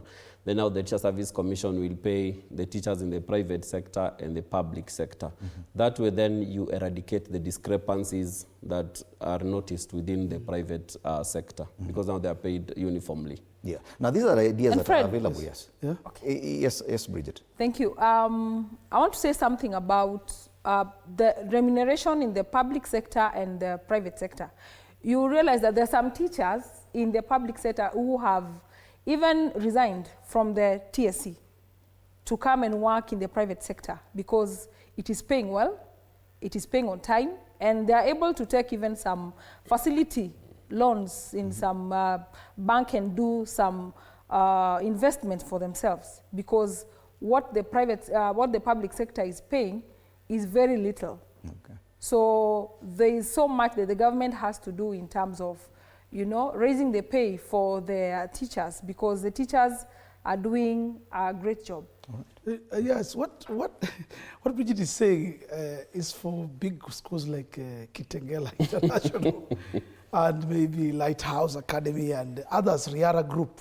But the rest of these private schools that we know, some of them are all over us, are paying teachers poorly, very poorly. Actually, they take advantage of the large pool of trained teachers. And not only private schools, we also talk about even the government. When we talk about interns not being paid and being treated as interns, these are graduate teachers, teachers who have already graduated. They cannot be called interns. The word to call them intern means they're like on teaching practice.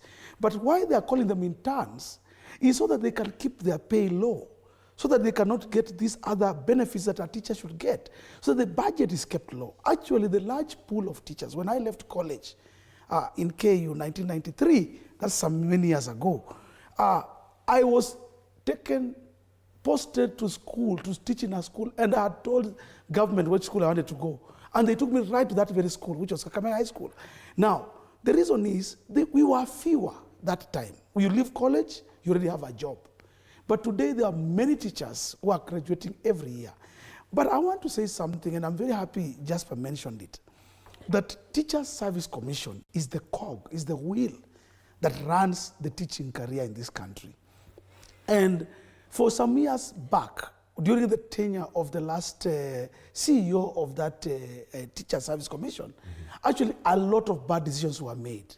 Many of them actually just dehumanized the profession. Talking about issues like delocalization, where teachers were removed from their homes, families, and taken to far-flung places, just to punish them. Where unions like NAT, which at that time I was working for, were actually ostracized. You know, the money, they were denied their oxygen to operate. My brother Wilson Sosion and his very good ideas could not work. These kind of policies came out during that time. But we are very happy to report, as experts and analysts in the education sector, there are a lot of good changes happening at the Teacher Service Commission. The current CEO, Madam Evelyn Mitei, has come out almost to reduce all those things that had happened badly in the teaching profession. Delocalization is no longer there. Stagnation of teacher promotions is no longer there. She's making sure that teachers are getting promotion. What Mitei needs is Parliament to approve funding, proper funding, and the money to reach the teacher service. Back to the issue of funding again. That comes in again. Okay. But otherwise, in terms of teacher management, in terms of teacher professionalism, Teacher Service Commission suddenly has taken a better turn, better change. Okay. Let me take you back now to the conversation we started with, and it's about the current situation, KJSER, results, school placement, and all this. And when we talk about teachers, it is the same pool of teachers that we're talking about, both private schools and public schools. And you raised an issue about retooling. Yeah. Are we saying that those who teach in private institutions and are teaching CBE have undergone a special kind of training? They are the same teachers. Are you confident that they are ready for grade 10 in senior school? Thank you, Fred. In fact, the private schools are more prepared for a senior school than the public school. The school may be prepared. I'm talking about the teacher now. In terms of, the teachers also include the school.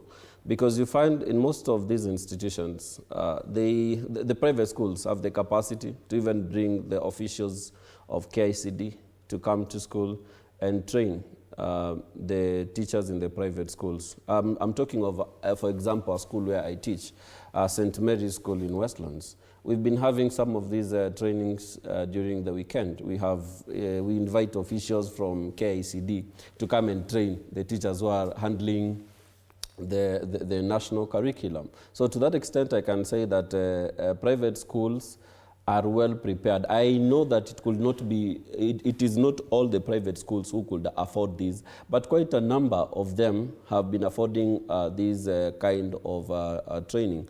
And then Mwalimu here, Kandie, talked about some of the kind of in-service training that we have within the schools. We have departments which are tasked with professional development within the school. So they organize some of these sessions with the teachers. That is why I'm saying that to a large extent, those in the private sector are well prepared compared to the public schools who are being retooled now. Yeah. Doesn't that therefore raise the cost of senior secondary, which most of the parents are yet to encounter? They're going to encounter for the first time in January. This preparedness by private institutions, how does it impact on the cost of education directly to parents? Thank you. The cost for senior school and education is it's costly. Education is expensive, and someone said if you think education is expensive, try ignorance. And so schools have been preparing, and they have to go out of their way to ensure that the preparation for the senior school, that it is up to date. Because in the next 1 month or less, we are going to receive the first cohort of the grade 10 or the senior school students. And this, you will realize that that cost will be passed to parents, and it will directly have an effect in our parents' pockets. Because infrastructure in the senior school is something that we cannot avoid. The subjects that are going to be offered there, remember we have the pathways, we have the STEM, social sciences, and the arts and sports science, which needs a lot of equipment and infrastructure. And for them to be put in place, there is cost implication on it. And so the cost has to be passed to the parents and as well as to the school. And so the school and the parents have to meet at the middle somewhere. And probably there's this assumption that some of the pathways are cheaper than others, that STEM probably is the most expensive. But arts and sports probably requires more equipment and space.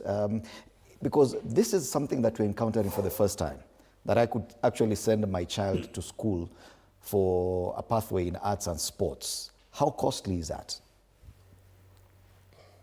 I can say that, as you've just said, STEM will be a little bit expensive.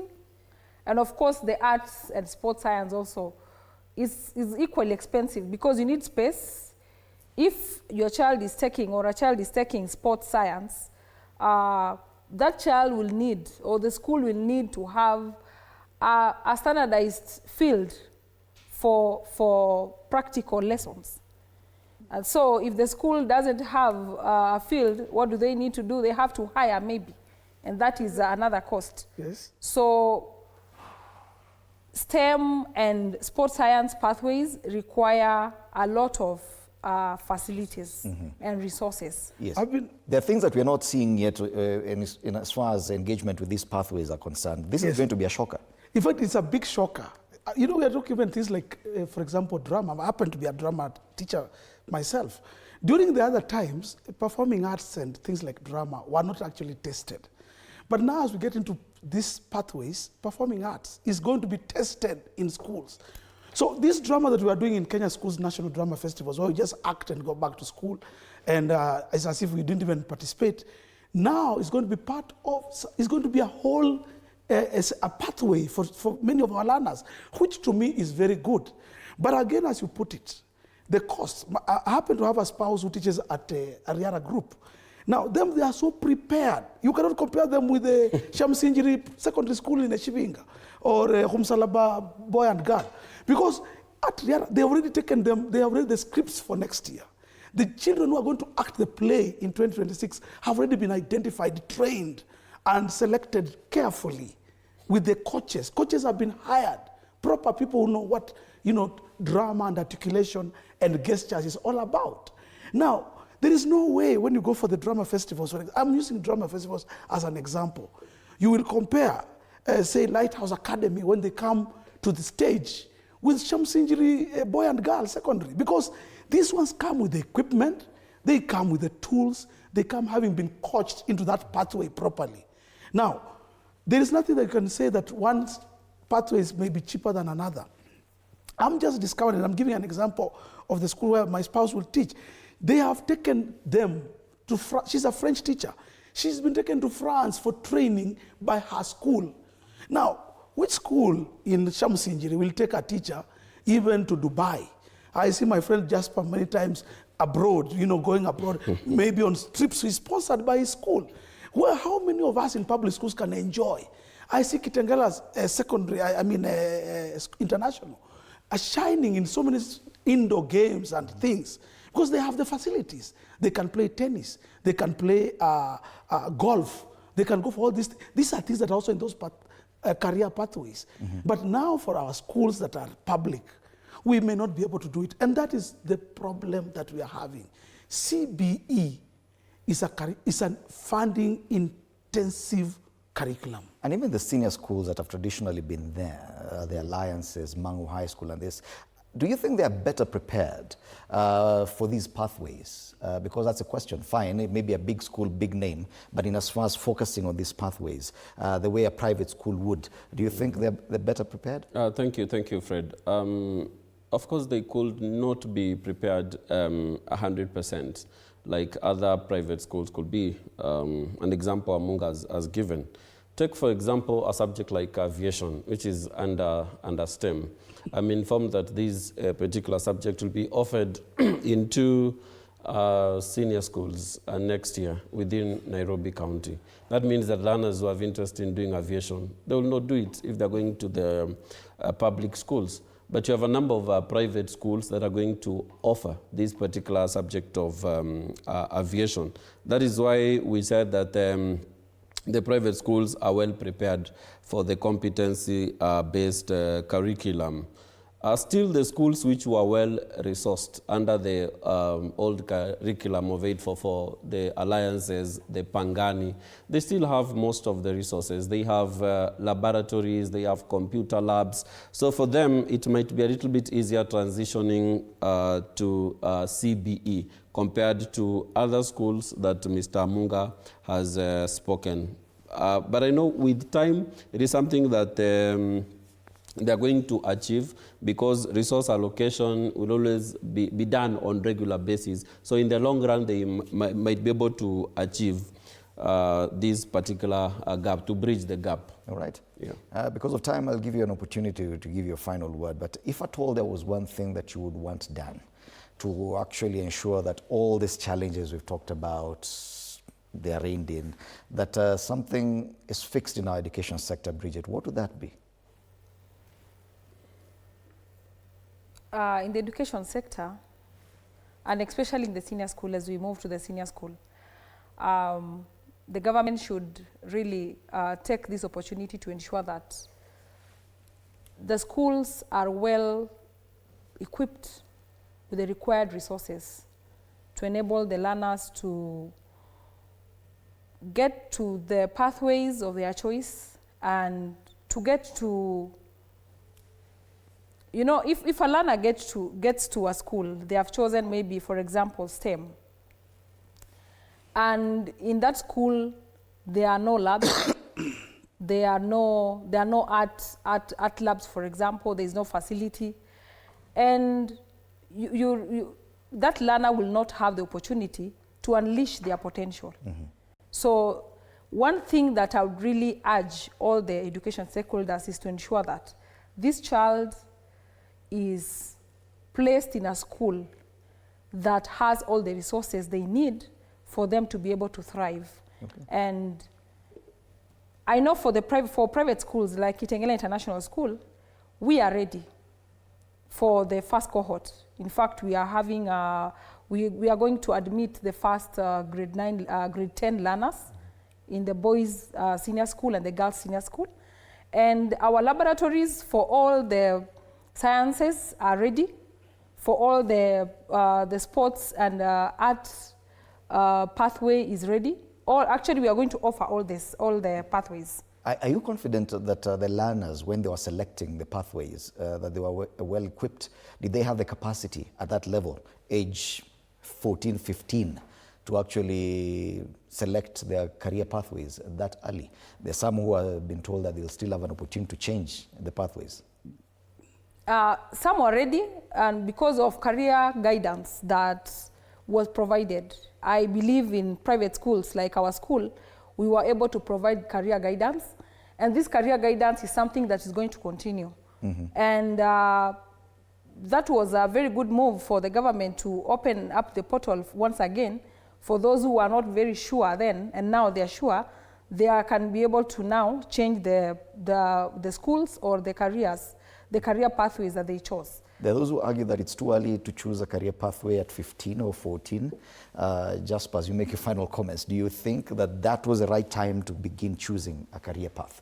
Thank you, Fred. I do agree with those who challenge that particular notion that these particular learners, they are quite young. At that particular level, they are not really informed.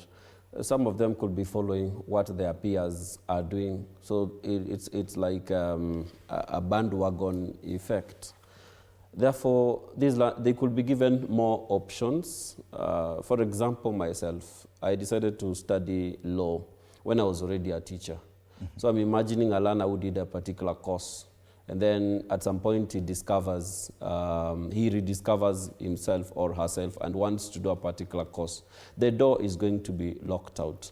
So probably in the near future, we should be able to give a learner more options, not necessarily being shepherded within a particular pathway at that particular age. For me, that was a blunder. In the closing remarks, we had the presidential working party that did a review of the competence-based curriculum. They made a number of recommendations, including bills which should be passed by Parliament. The bills haven't been passed by Parliament. Probably coming the new year, they should be fast-tracked so that those particular bills can be enacted to support CBE.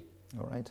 844 at least allowed people 3-4 more years to figure out what they would do.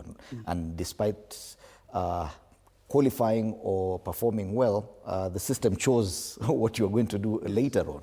But that will not be available for this particular cohort of learners. Yeah. And you know, apart from that, 844 produced some of the best. Actually, things like we are enjoying today, something like the M-Pesa that some people talk about, who is an invention of an 844 student.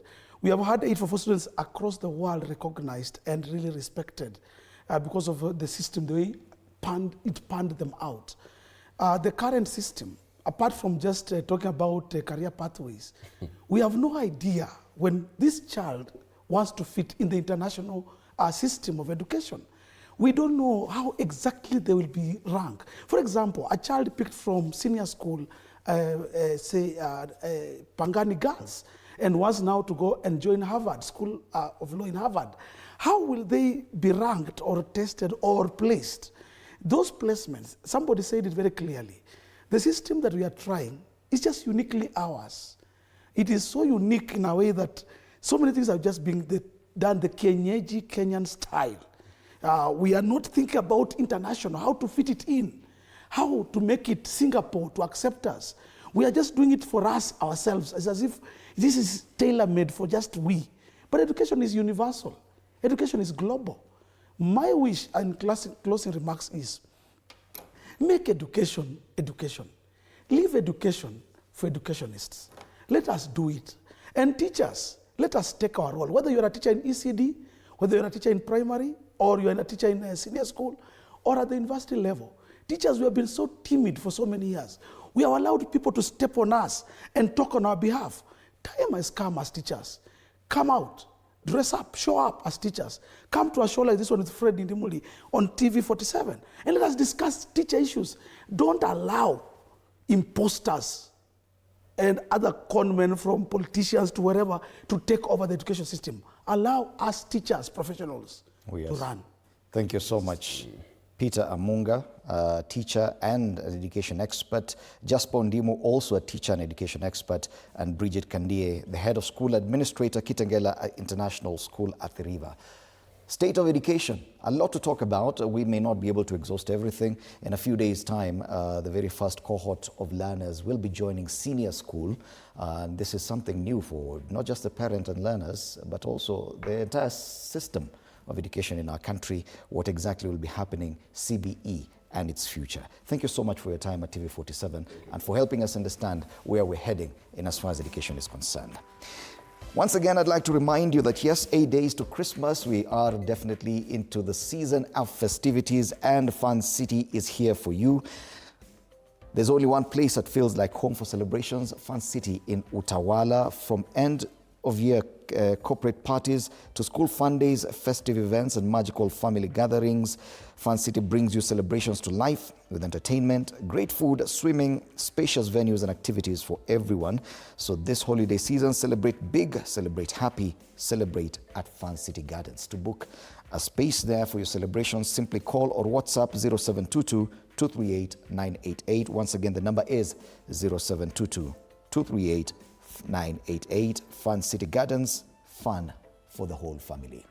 Yes, Time for us to take a break. Morning Cafe continues. We'll be having a lot more after the break. My name is Freddie Ndimuli.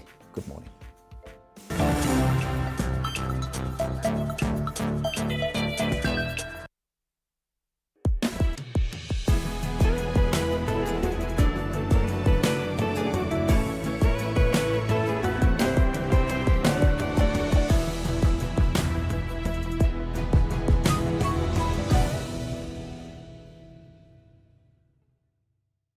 No more excuses. It's time to rise, grind, and own your mornings. Join Coach Shadrach Omer every Monday to Friday from 5:30 to 6 a.m. only on TV 47. Full body workouts, zero equipment, maximum results. Start strong, stay strong. TV 47 Fitness with Coach Shadrach only on TV 47.